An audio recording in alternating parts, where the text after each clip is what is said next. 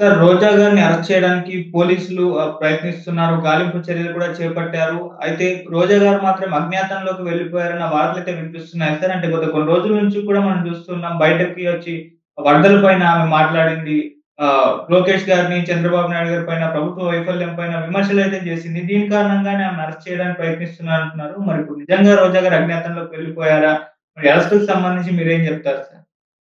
యాక్చువల్‌గా ఏందంటే వరదల్లో చంద్రబాబు ప్రభుత్వం చాలా బిజీగా ఉంది కాబట్టి ఇప్పుడు మన జోలికి రారని వైసీపీ నాయకులు భావించారు. అందుకనే వాళ్ళు ఒక్కసారిగా రెచ్చిపోయి చంద్రబాబు మీద, పవన్ కళ్యాణ్ మీద, లోకేష్ మీద విపరీతంగా నోరు చేసుకోవడం అనేది అందరూ చేయడం మొదలుపెట్టారు. జగన్ కూడా స్వయంగా పర్యటించి జగన్‌ను విమర్శించాడు. చంద్రబాబు వల్లే ఈ వరదలొచ్చాయి. చంద్రబాబు ఇంటిని కాపాడడం కోసమే వెలగటూరు దగ్గర 11 గేట్లు ఎత్తేసారు. అందుకనే వరదలొచ్చాయని నెరేటివ్‌ని బలంగా వీళ్ళు తీసుకెళ్లారు. సో, రోజా ఇంకొంత రెచ్చిపోయి పర్సనల్ మళ్ళీ ఆమె పద్ధతి పాత రోజానే మనకు బయటకొచ్చింది. పాత రోజా లాగానే ఇక్కడ వరదలు జరుగుతుంటే లోకేషు హైదరాబాద్‌లో ఎంజాయ్ చేస్తున్నాడు. పవన్ కళ్యాణ్ హనీమూన్‌కెళ్ళాడు. చంద్రబాబు ఏమో డ్రామాలు చేస్తున్నాడు. ఇలాగా రోజా రెచ్చిపోయి మాట్లాడింది.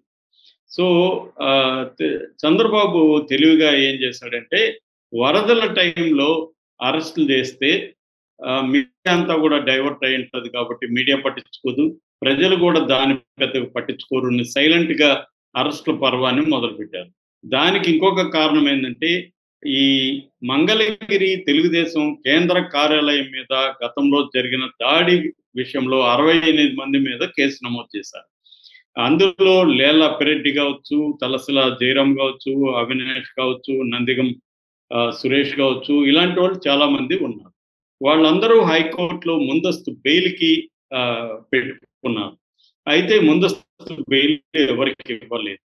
దాంతో ఇప్పుడు అరెస్ట్‌లకు కూడా క్లియరెన్స్ వచ్చినట్టుగా అయింది. అందుకని చంద్రబాబు ఏం చేశాడంటే ఇది కరెక్ట్ టైము.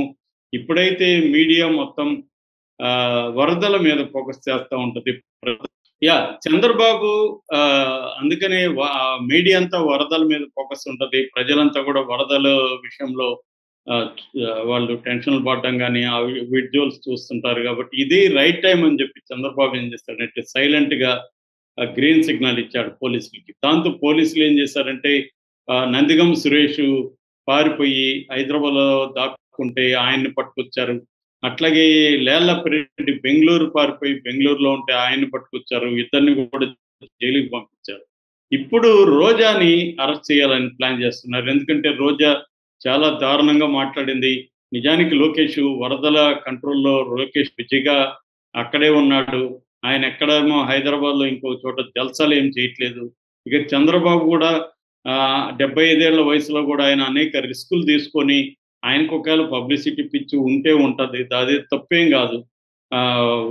ఎవడికి లేదు ఇవాళ మార్కెటింగ్ అనేది అందరికీ ఉంది. అది కాదు కదా కావాల్సింది. ఆయన ప్రజలకి ధైర్యం ఇస్తూ ప్రజల మధ్య వరదల్లో ఉంటున్నాడు, కనిపిస్తున్నాడు, పురమాయిస్తున్నాడు.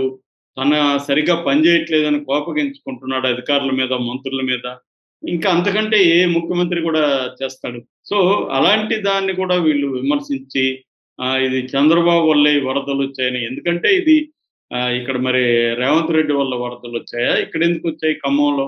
కాబట్టి ఇదేందంటే తప్పులు జరగొచ్చు. ఒకవేళ ఆ గేట్లు ఎత్తేయడం అనేది తప్పైతే తప్పని మాట్లాడొచ్చు. గేట్లు ఎత్తకుండా ఉంటే బాగుండు అని కొంతమంది ఇంజినీర్లు కూడా మాట్లాడుతున్నారు. అది మాట్లాడొచ్చు. ఈ రెండోదేంటంటే ఈ వరదలకి మ్యాన్ మేడ్ వరదలనేది జగన్ కరెక్ట్. No doubt. కానీ ఏ మ్యాన్ మేడ్? చంద్రబాబు మ్యాన్ మేడా? మరి జగన్ మ్యాన్ మేడా? అందరూ కారణమే దీనికి.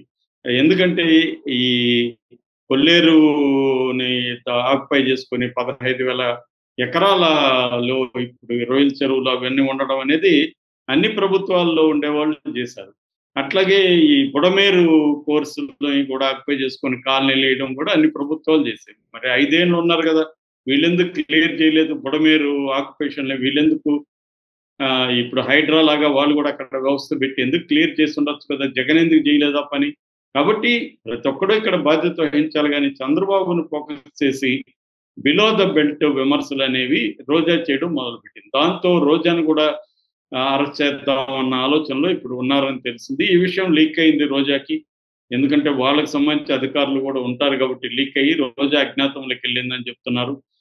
సో రోజాను కూడా వదిలిపెట్టే ప్రసక్తే తెలియదు. ఎందుకంటే చంద్రబాబు మీద విపరీతమైన ప్రెజర్ పార్టీల్లో నుంచి, సింపథైజర్‌లో నుంచి, మీడియా, తెలుగుదేశం మీడియా నుంచి ఉంది. రాధాకృష్ణ ఓపెన్‌గానే 2, 3 సార్లు ఎడిటోరియలే రాసాడు. జగన్ ఎందుకు చంద్రబాబు పట్టించుకోలేదు, జగన్‌ని తొక్కేయాల్సిన అవసరం, తక్షణ కర్తవ్యం చంద్రబాబుకుందని రాధాకృష్ణ ఓపెన్‌గానే తన ఇరిటేషన్‌ని, చంద్రబాబు మీద అసంతృప్తిని ఓపెన్‌గా ఎక్స్‌ప్రెస్ చేశాడు. తెలుగుదేశంలో ఎవరిని కలిసినా కూడా చంద్రబాబు మీద అసంతృప్తి ఉంది. ఎందుకు వీళ్ళు చంద్రబాబు ప్రభుత్వం జగన్ పట్ల ఇంత ఉదాసీన వైఖరి వహిస్తున్నారు. కానీ చంద్రబాబు ఏందంటే టైమింగ్ ఇంపార్టెంట్. ఎప్పుడు ఏ పని చేయాలో అప్పుడు చేయాలి అనేది చంద్రబాబుకున్న దూరదృష్టి. అందుకని వరదల టైంని ఎంచుకొని చంద్రబాబు అరెస్ట్‌లు మొదలుపెట్టినట్టుంది. పైగా కోర్టులు కూడా ముందస్తు బెయిల్ ఇవ్వలేదు. మామూలుగా గతంలో అయితే ఇలాంటి సందర్భాల్లో తెలుగుదేశం వాళ్ళకి చాలా మందికి ముందస్తు బెయిల్ ఇచ్చింది. కానీ ఇక్కడైతే ఇవ్వలేదు వీళ్ళకి. సో ఇప్పుడు వీళ్ళందరూ జైల్లో ఉండాల్సిన పరిస్థితి ఏర్పడింది. సో ఇక్కడ బెయిల్ రాకపోతే వీళ్ళు మళ్ళీ సుప్రీం కోర్ట్‌కెళ్ళాలి.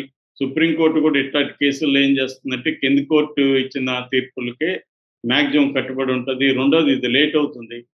సో ఇది ఈ ఫైట్ అంతా గతంలో తెలుగుదేశం చేశారు. గతంలో వైసీపీ ప్రభుత్వం ఉన్నప్పుడు కూడా తెలుగుదేశం నాయకుల్ని వెంటాడి వేధించింది జగన్ ప్రభుత్వం. కేసులు పెట్టారు. కావాలని ఫ్రైడే అర్ధరాత్రులు అరెస్ట్ చేయడం. ఎందుకంటే సాటర్డే, సండే కోర్ట్ ఉండదు కాబట్టి ఇవన్నీ చేశారు. కాకపోతే చంద్రబాబు వేరు, జగన్ వేరు. జగన్‌కి చంద్రబాబుకు ఉండే సపోర్ట్ సిస్టమ్స్ లేదు. వ్యవస్థల మీద పట్టు లేదు. న్యాయ వ్యవస్థని తను న్యాయ వ్యవస్థలో ఉన్న వివిధ విషయాల్ని తనకు అనుకూలంగా ఎలా మలుచుకోవాలో జగన్‌కి తెలీదు. చంద్రబాబుకు ఆ విషయాల్లో ఎక్స్‌పర్టైజ్ ఉంది. తనకి బ్రహ్మాండమైన లీగల్ టీము కింది స్థాయి నుంచి ఢిల్లీ స్థాయి వరకు చంద్రబాబుకి నమ్మకంగా పనిచేసే ఒక బ్రహ్మాండమైన లీగల్ టీమ్ ఉంది. వాళ్ళు కోర్టు లోపల, కోర్టు బయట ఎలా డీల్ చేయాలో చంద్రబాబు సలహాలు ఇవ్వగలరు. చంద్రబాబుకు కూడా అనుభవం ఉంది కాబట్టి చంద్రబాబు కూడా వాళ్ళకి సలహాలు ఇవ్వగలరు. ఇటువంటి నెట్వర్క్ జగన్‌కి లేదు. కాబట్టి ఖచ్చితంగా చంద్రబాబుని జగన్ ఎంత వేధించాడో, చంద్రబాబు కావచ్చు, పార్టీ నాయకులు కావచ్చు, ఇప్పుడు చంద్రబాబు ప్రభుత్వం జగన్‌కి సంబంధించిన నాయకుల్ని అంతకంటే రెట్టింపు అయితే వేధిస్తారు. మళ్ళీ జగన్ వస్తే మళ్ళీ వేధిస్తారు. ఇది ఒక విసియస్ సర్కిల్. ఏ పార్టీ అధికారంలో ఉన్నా ప్రతిపక్షాలను వేధించడం అనేది. గతంలో కేసీఆర్ అధికారంలో ఉన్నప్పుడు రేవంత్ రెడ్డిని జైల్లో పెట్టించాడు. అనేక మంది ప్రతిపక్ష నాయకుల్ని జైల్లో పెట్టించారు. చివరికి తాను ఎంత ఇంపార్టెంటో తెలంగాణ రావడానికి అంతే ఇంపార్టెంట్ అయిన కోదండరామిరెడ్డిని నానా హింసలు పెట్టించారు. మందా కృష్ణమాదిని జైల్లో పెట్టించారు. చాలా మంది ప్రజాస్వామిక నాయకుల్ని కావచ్చు, కార్యకర్తల్ని కావచ్చు జైల్లో పెట్టించారు. జర్నలిస్టులు అనేక మందిని కేసీఆర్ ప్రభుత్వం జైల్లో పెట్టించారు. జమ్మూ కాశ్మీర్ తర్వాత జర్నలిస్టుల మీద దాడులలో తెలంగాణని సెకండ్ ప్లేస్‌లో ఉంది ఇండియాలో. అంటే ఈ స్థాయిలో ఇప్పుడు రేవంత్ రెడ్డి మళ్ళీ ఏమన్నా ఈయన డెమోక్రటిక్ ఉన్నాడా? ఈయన కూడా లేడు. నిన్న కూడా బీఆర్ఎస్ డిజిటల్ మీడియా ఇన్ఛార్జ్ ఆయన దిలీప్ కొనతల ఆయన తీసుకెళ్ళి జైల్లో పెట్టారు. సో ఏ ప్రభుత్వం వచ్చినా ప్రత్యర్థులని వేధించడం, తన దగ్గర ఉన్న ఇన్వెస్టిగేటివ్ ఏజెన్సీల ద్వారా వాళ్ళ మీద కేసులు పెట్టడం, ఇవన్నీ ప్రతి పార్టీ చేస్తుంది. మోడీ ఎలా చేస్తున్నాడో మనం అనేక వీడియోలో చెప్పుకున్నాం. అదే ఇప్పుడు జగన్ ఫేస్ చేయాలి. ఫేసింగ్ ద మ్యూజిక్ అంటారు. జగన్ కూడా ఈ మ్యూజిక్‌ని ఫేస్ చేయాలి.